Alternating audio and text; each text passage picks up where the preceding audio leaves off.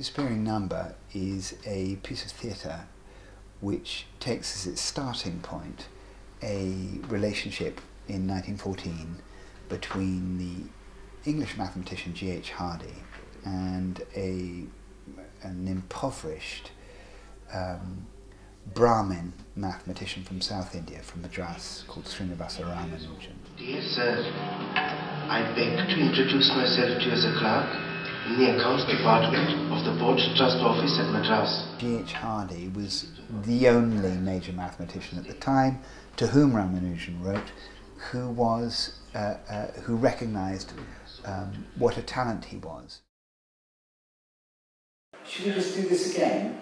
I want to do it again because I want to slightly reposition it out. As a piece, it's built in kind of blocks and scenes and little fragments, and you can take them out and put them in different orders.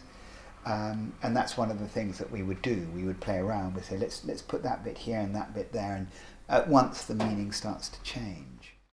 So if you can describe anything mathematically, if you can describe the movement of my hand from here to here in terms of mathematics, what happens when somebody dies? How do you describe that? Or what happens when you fall in love with somebody? Can you describe that mathematically? And I suppose the simple feeling I had as somebody who makes art was, coming out of this book, Mathematician's Apology, was the idea that a mathematician is a maker of patterns, like a painter or poet is a maker of patterns. So there is always a relationship of patterns. There is a pattern of behaviour, there is a pattern to life, and so there is also a pattern to mathematics. There is an indefinable, mysterious power that pervades everything. I feel it, though I do not see it. If you look at ourselves in terms of physics, we might be thought of, as G.H. Hardy put it, a mass of whirling electrons full of infinite space once you get down to the quantum level.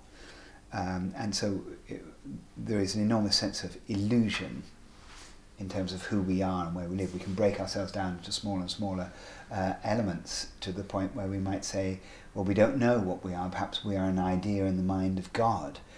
Who knows exactly what we consist of?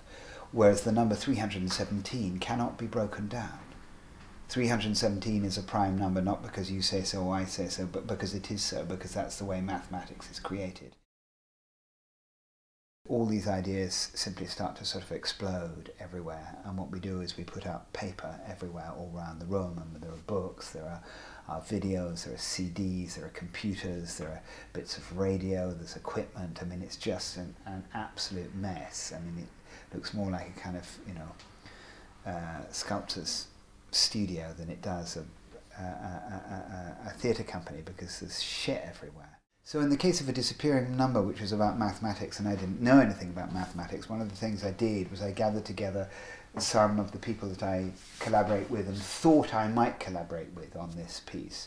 So there were actors there, but there were also visual artists, set designers, a composer, Nitin Sawhney, for example, and we worked with a mathematician called Marcus du Sautoy, and we all just simply worked at mathematics. I've always given a certain preference to the external world. The internal world for me seems to be even more mysterious, just as I suppose that corresponds in a way for me with an idea of physics, in the sense the large laws of physics seem to be very clear, and a lot of people seem to have found a lot of explanations for them, whereas at the quantum level people still don't really know what's going on. Complicite now is where I make the work, artistic work, which I find most personal, and so in that sense I'm a writer as well as a theatre maker. A theatre maker perhaps describes me best.